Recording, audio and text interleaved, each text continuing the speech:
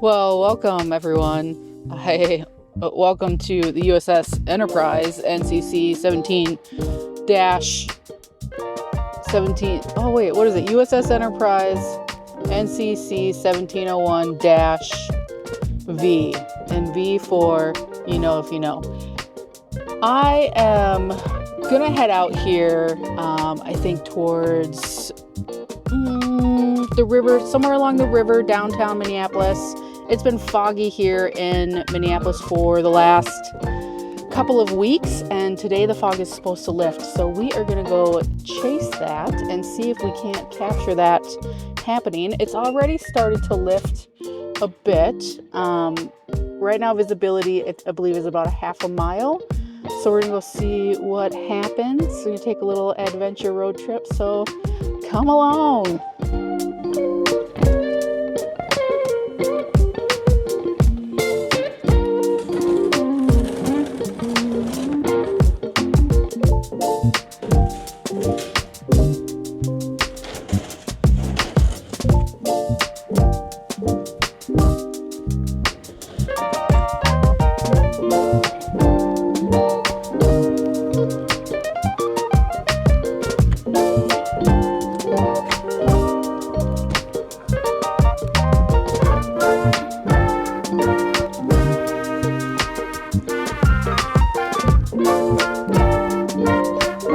Little side quest there. Had to put the garbage cans, recycling cans back so I can back out of my driveway. Help the neighbors out as well. Brr, it's getting cold. It's colder today than it's been in the last 2 weeks. I'm gonna turn that off. We're gonna turn the heat up.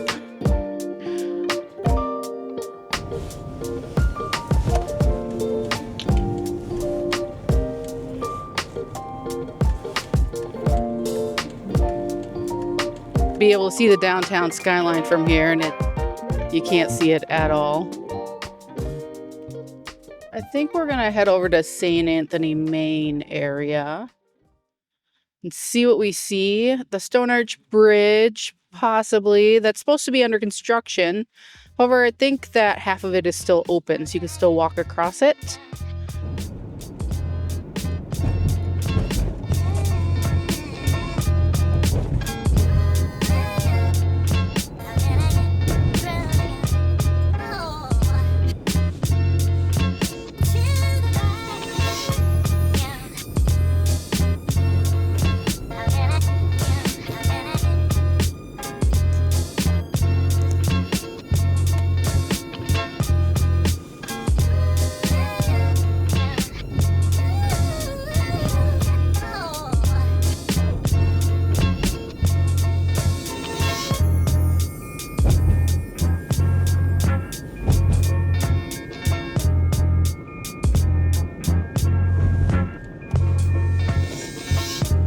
Just pulled up to the Stone Arch Bridge parking, so I can see the entrance just over here.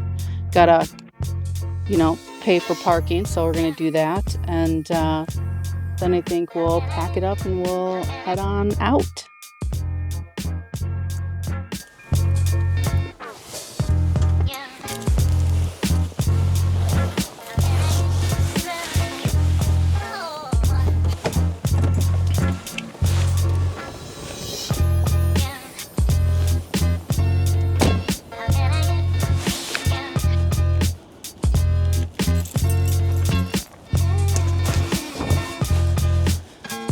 Excited to be here. Haven't been here in a while.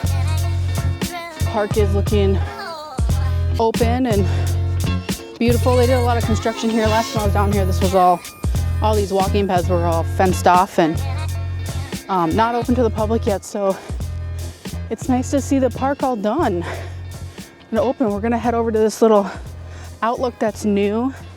Check out this little pavilion. I think it's public bathrooms. And they're probably closed, of course, because of the season. But check out this beautiful little wooden overlook here in front of us. That's pretty cool. I don't actually know if this is new or not. Feels new.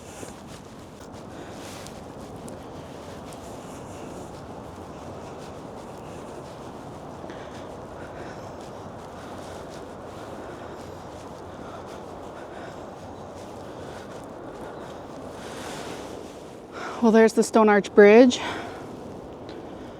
Wow, the water's looking clear.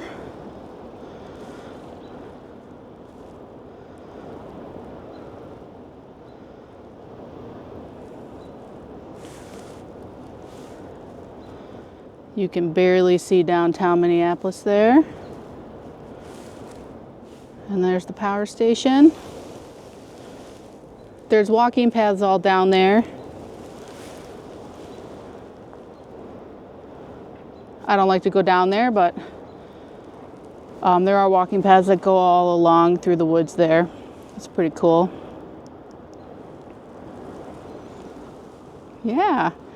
Anyways, I'm enjoying this Osmo Pocket 3. I don't want to use the magnet on this thing because I'm worried that I'm going to lose it if I use the magnet on it wearing a jacket and a bag. So I keep checking it to make sure it hasn't fallen off my jacket. But,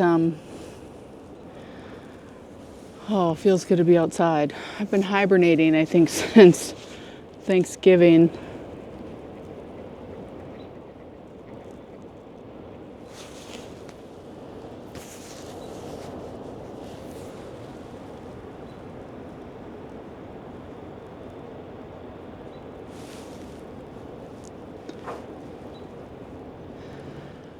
Well, I think we're going to head out onto the bridge, the Stone Arch Bridge there, and see if we can't find a composition to do a time lapse. I'm hoping to get the effect of the fog lifting from the city, but it started to lift, but I'm not willing to sit and do a time lapse all day, and I can't leave my camera on the bridge because it's guaranteed to get stolen, so won't be doing that, but I will sit with it for a half hour, maybe an hour. We'll see.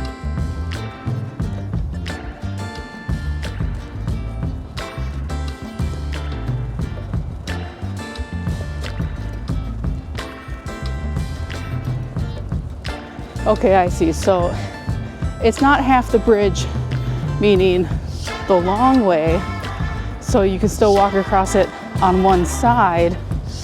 I think it's half the bridge, like you can walk halfway across is what it looks like. So that's funny. Of course you can still walk across it, but I think you can still walk all the way across it. So I guess we're gonna find out.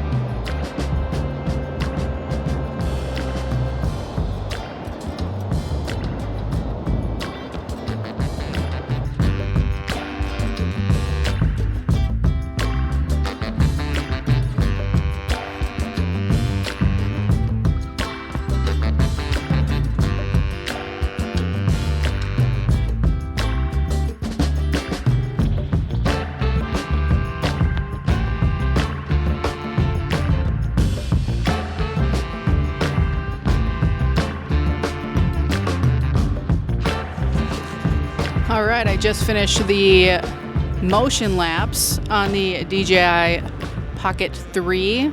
That turned out pretty cool. So I was kind of hoping to get the fog lifting from the Minneapolis skyline.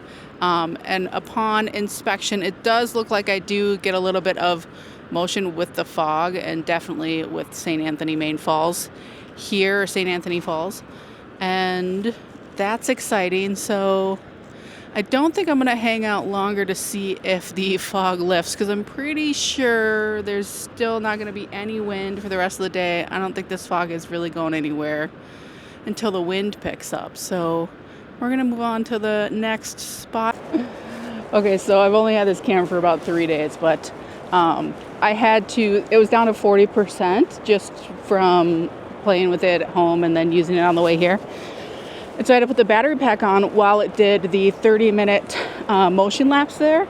And upon inspection, my Osmo Pocket is now 100% and the battery pack is at 0. So that's interesting, but nice to know. I mean, just in 30 minutes, even while it's recording, that little battery pack is filling it up. So that's cool. I'm definitely so happy I got this. I had picked up the Osmo Pocket 2 and had decided that I was going to start doing photography vlogs, and so I went out and I did, I think, 2 or 3 photography vlogs with the Osmo Pocket 2. Couple things, I fell in love with the Osmo Pocket 2 for one, and two, the Osmo Pocket 2, I did not like the active track on that. As soon as you walked away or turned your head, like the back of your head, it would lose you, and then there was no easy way to get it to find you again, like if you tapped on the screen, or maybe I was doing it wrong. I just learned today that with this one, you have to double tap the screen and after active track comes back on, or I think you can also tap the joystick. So we're coming up at the end of the road here on the bridge. Construction zone. We'll go to the end and then we'll come back. Here is the Guthrie Theater over there, and the Mill City Museum next to it.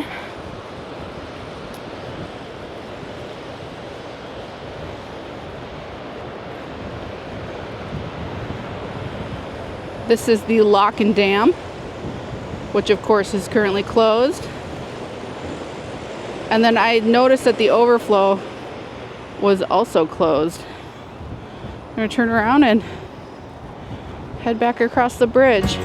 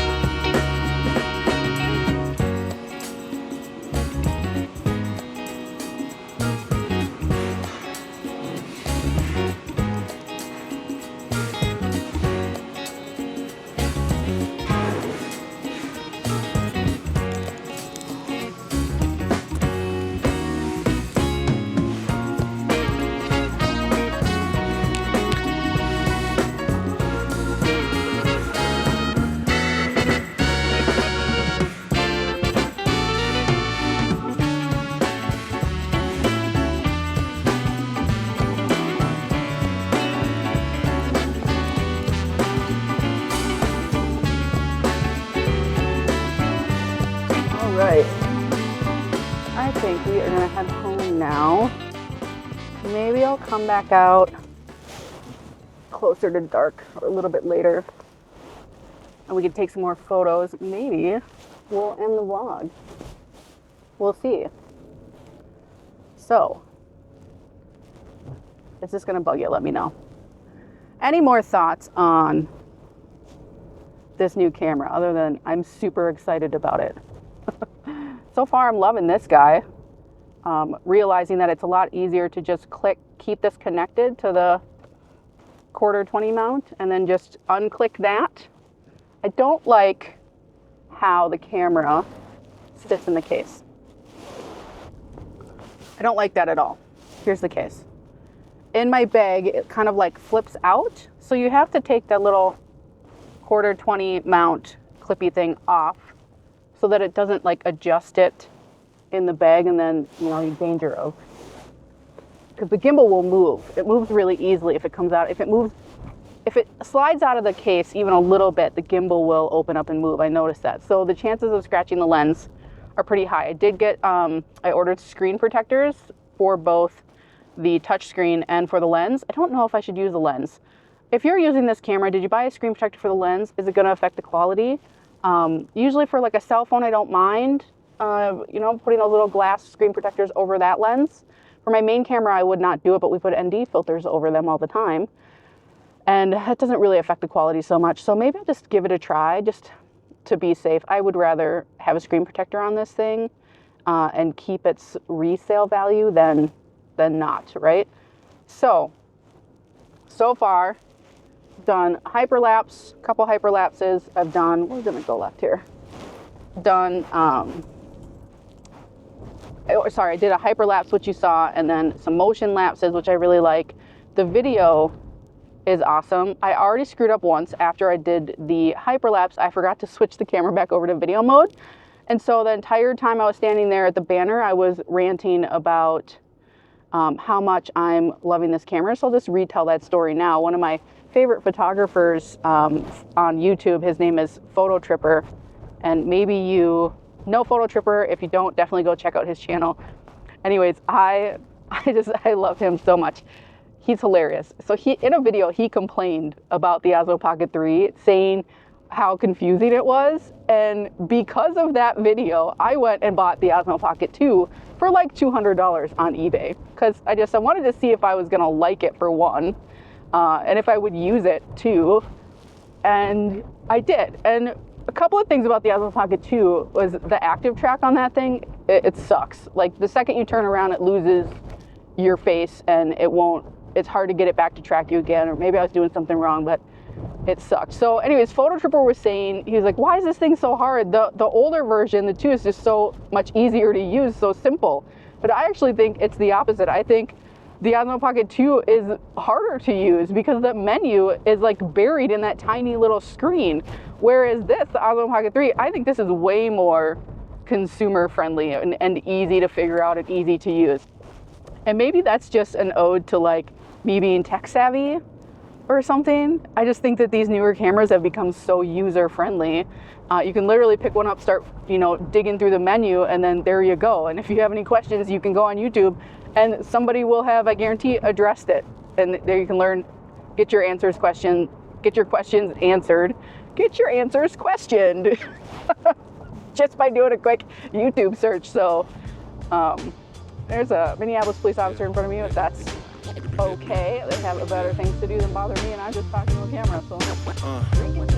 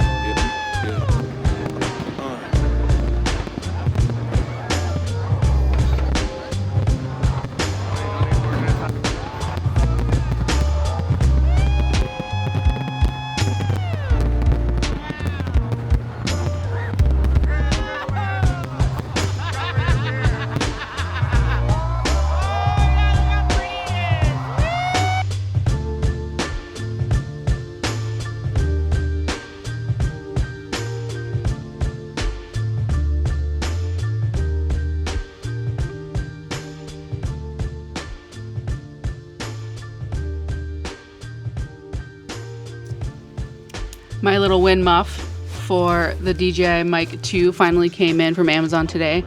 We're going to end the vlog here, so I just want to say thank you guys for coming along on today's adventure. I would be honored if you'd consider subscribing to my channel. We're just starting here, and if you would like to see more videos like this, hit the like button and YouTube will do its thing. And until next time, ciao!